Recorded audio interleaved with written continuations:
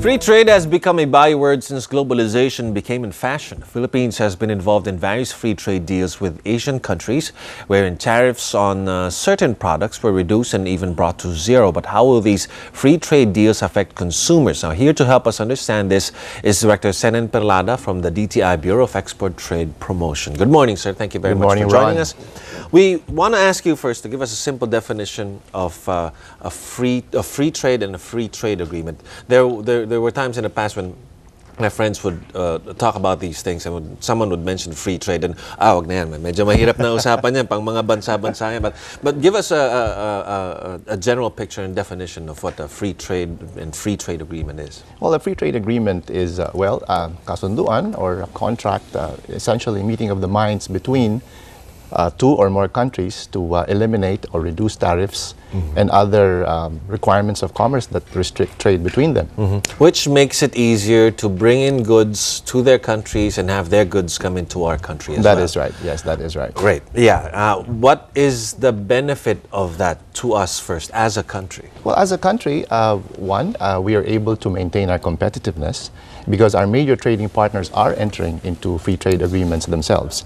So, kumbaga, ayaw nating maechapwera. I'd compare the free trade agreement to a game, no? And if we don't make use of them, we just simply lose by default.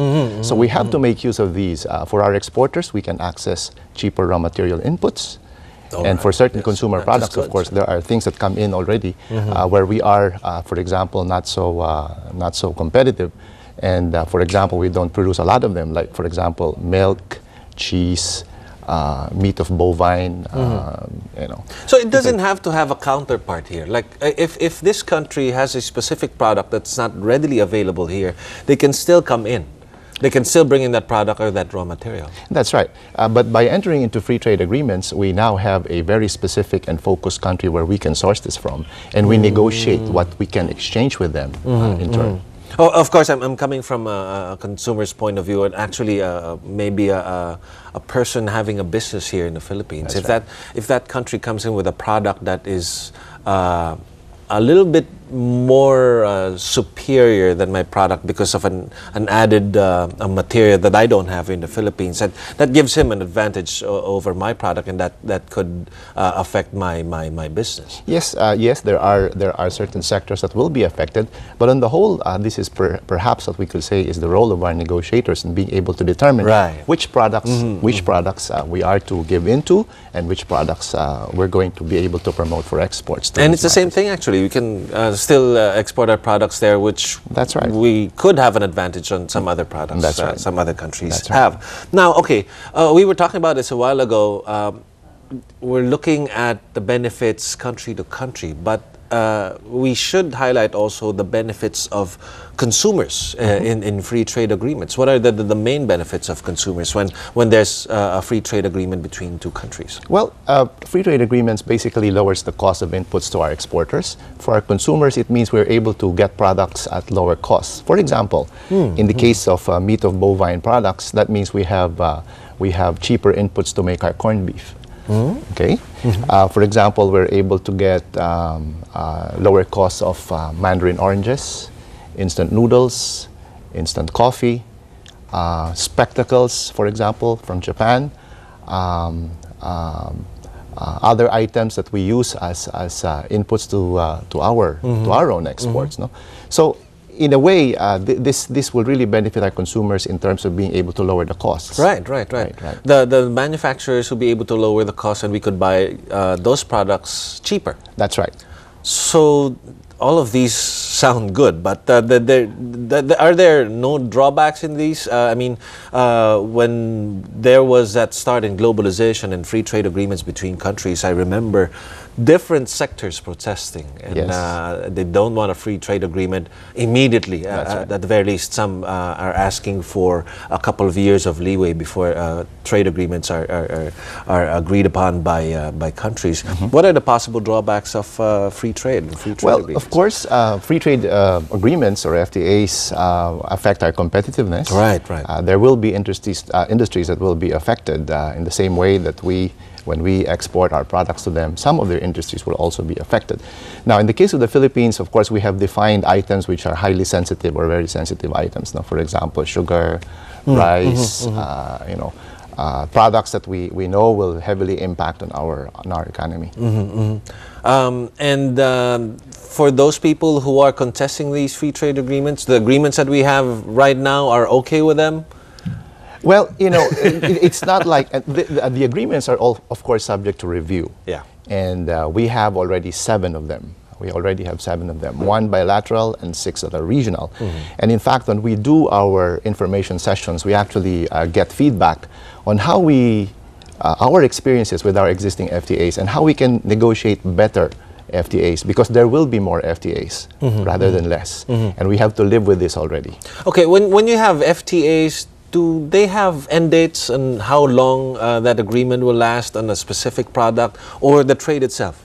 Well, yes, there are timelines that are defined. Some FTAs come into effect on the date of the signing. Okay. Some of them come to effect on certain year or number of years after agreements have been signed, and so on and so forth. Yes, there is a timeline that is involved, and there is also a timeline for review. Because in effect, of course, when you go into negotiate with your FTA partner economies, you would like to be able to review on how these FTAs have been used by your economies. Assessment. Yes. And give us a sample of how long a trade agreement would last. How many years? Oh gosh, in terms shortest, of the shortest we had was the idea of an FTA, Ron, is really to eliminate tariffs and trade restrictions. So in the case of timelines, it's really, you have a timeline with perhaps you would reduce tariffs, let's say from 10 to 5 to 0 over a number of years. But really the idea is to be able to have free trade as the name connotes. So you really are looking at heading towards that. That's right. Okay, historically, how has our free trade agreements with other countries benefited, or how has it fared with us? Have we benefited a lot from these agreements? Well, in fact, Ron, that's one thing that we realized. Our exporters, in fact, our business people, are not so familiar with FTAs as you mentioned. That is the difficulty. And that's why we are having a massive information campaign, actually, which started last year, to actually educate our exporters, our business people, on FTAs and how to make use of them.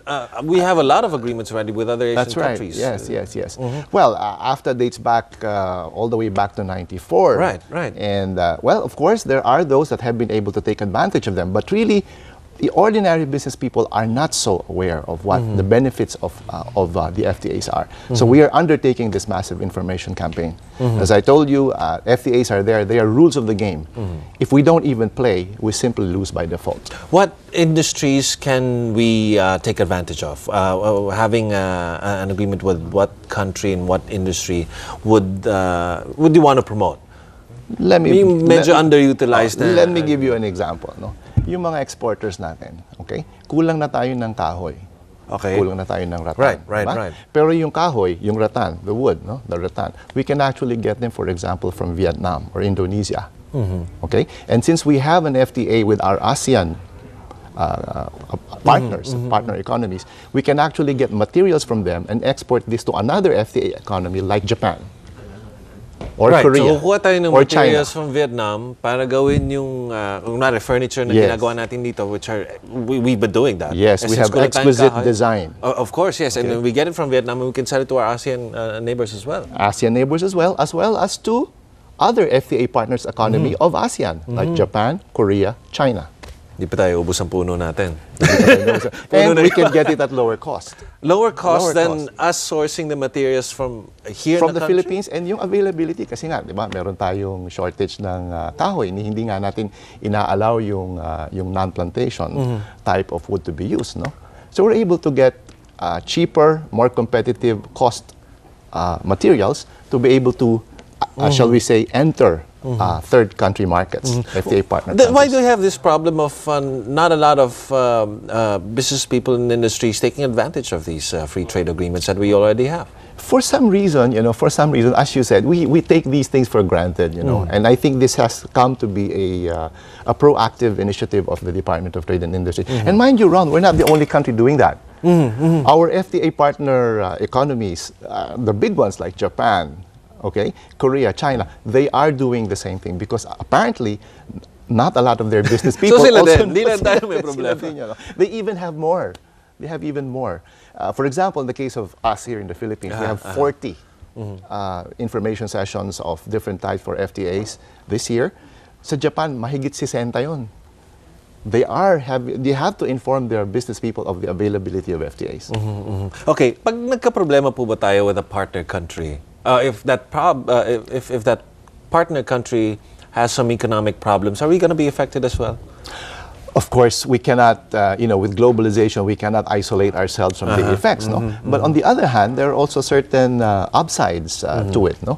Because we do have those FTAs, we actually are able to compete with regards to those markets, right? Okay, by being able to utilize all of the competitive resources of our FTA partner economies and working on other markets, emerging markets, for example. If I'm someone who wants to take advantage of this and who wants to know more about the free trade agreements we have with other countries, where do I go? Who do I talk to? Well, you can log on to DTI's website, www.dti.gov.ph or www.pttc.gov.ph. That's for Philippine Trade Training Center. Okay. And we have all of these info sessions in various key cities and areas throughout the country. We have about 5 more to go this year. Okay, Mr. Director Senan Perlada of the DTI Bureau of Export Trade and Promotion, thank you very much, sir, for talking to us. Thank you, Ron. Thank you.